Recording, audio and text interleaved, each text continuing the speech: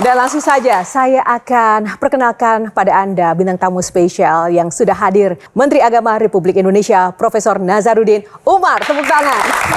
Prof, apa kabar? Alhamdulillah. Sehat, Prof? Katanya kemarin habis sakit, masuk rumah sakit 5 hari, Prof. Bagaimana update kesehatan kali ini? Ada surat cinta Tuhan ya di depan pada acara presiden itu. Saya tergelincir masuk ke kaki saya ke lubang yang kecil, tapi ya ada sedikit putus, tendonnya dijahit dan sempat terbaring di rumah sakit. Tapi anehnya, aneh bin ajaib ya, justru saya sama sekali nggak merasakan rasa sakitnya walaupun dioperasi, dijahit ya. Malah produktif, saya bisa menyelesaikan artikel Ramadan saya 31 artikel selama 5 hari. Kan saya harus nulis setiap hari di Rakyat Merdeka, kemudian juga Media Indonesia, kemudian Detikcom. Bayangkan kalau saya sakit, pasti nggak bisa konsentrasi kan. Saya alhamdulillah sudah keluar dalam keadaan baik ya. Alhamdulillah. Tapi bisa merasakan tidak sakit padahal tendonnya terputus, itu resepnya apa, Prof? I don't know. Di situ ada obat ya. 1 botol nanti kalau nyeri dipasang melalui infus. Itu nggak pernah dipakai sampai terakhir keluar. Gitu. Nah, saya malah tanya, jangan-jangan sarafnya mati. Wah masa, kalau sarafnya nggak goyang kayak gini. Jadi this is very miracle of me, nggak tahu apa yang terjadi. Prof, terima kasih. Kali ini kita akan berbincang dengan suasana yang berbeda, tapi masih dalam suasana Ramadan. Tentu saja penuh kebahagiaan dan sukacita, Prof. Ada 9 box, nanti di dalamnya akan banyak topik, tapi Prof hanya memilih salah satu untuk segmen kali ini. Box nomor berapa yang akan Prof pilih untuk kita menggali lagi sosok Profesor Nazaruddin? Saya suka angka 9. Kita buka 9 untuk isinya apa? Ya? Toleransi. Ada sebuah fakta yang menarik di awal tahun 2025 yang kami dapatkan. Ini ada survei indikator politik Indonesia periode 16 sampai 21 Januari 2025 yang menempatkan Profesor Nazaruddin Umar, Menteri Agama RI, di peringkat teratas hasil survei dengan menteri tingkat kepuasan tertinggi. Prof nomor pertama dengan perolehan 92,8, disusul Mayor Teddy, Ibu Sri Mulyani, Erick Thohir, dan yang selanjutnya ada Abdul Muti, Menteri Pendidikan Dasar dan Menengah. Profesor nomor 1 mengalahkan popularitas Menteri Keuangan yang biasanya di posisi teratas. Memangnya ada gebrakan apa sih? Allahu a'lam, saya juga nggak tahu karena saya juga nggak sadar ya. Ada 5 lembaga survei, semua menempatkan saya sebagai yang nomor pertama di situ ya. Padahal saya kok merasa belum berkeringat ya, juga merasa belum lari.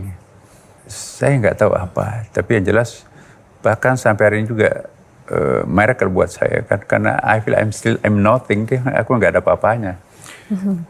Ya mungkin kalau memang itu ada karena saya berangkat dari sebuah niat yang baik. Karena pertama itu saya menjadi menteri ini kaget aja ya, karena baru saya pulang dari Mesir waktu itu, baru mendarat, bahkan belum ganti baju, tiba-tiba hari Senin waktu itu saya ingat betul, baru sampai di rumah makan buka puasa lah. Pak Nazar, di mana? Saya di rumah, Mas. Diundang Pak Prabowo nanti jam 7, loh. Jam 6.15 saya buka puasa kan, berarti 45 menit saya harus menembus jarak Kemacetan itu. Jakarta. Nah saya karena biasanya kalau diundang menteri itu hanya the only one tujuannya itu baca doa. Saya pikir mau baca doa gitu ya.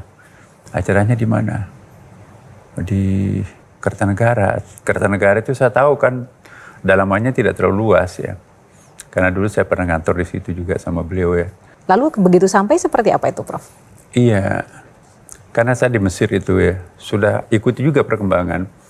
Di internet kan sudah beredar tuh nama-nama menteri agamanya siapa, bahkan wakil menteri agamanya siapa. Saya pikir itu sudah permanen, tinggal formalitasnya aja.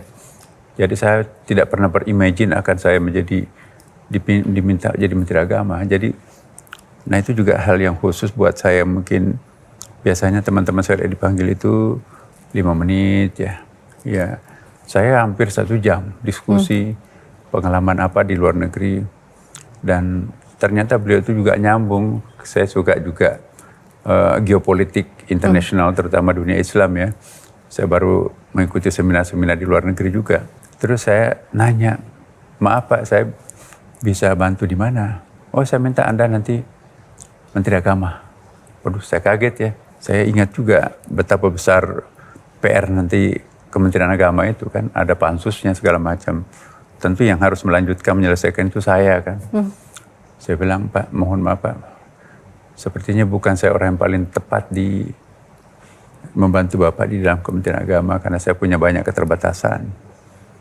Ya, kalau ada orang yang lebih baik dari saya Pak, saya siap di luar struktur pun juga kan Bapak yang bagi saya sangat berjasa dalam hidup saya ini Bapak.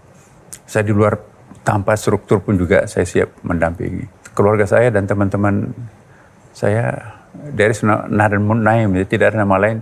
Anda yang disebut sudah. Terus saya tanya, Pak, bagaimana dengan posisi saya sebagai imam besar?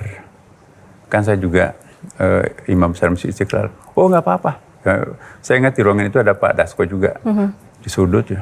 Pak Dasko coba carikan cara bagaimana regulasinya nanti Pak Nasr tetap sebagai imam besar dan juga sebagai Menteri Agama dirangkap. Artinya menjadi Menteri Agama ini menjadi sebuah, maknanya bagi Bapak apa?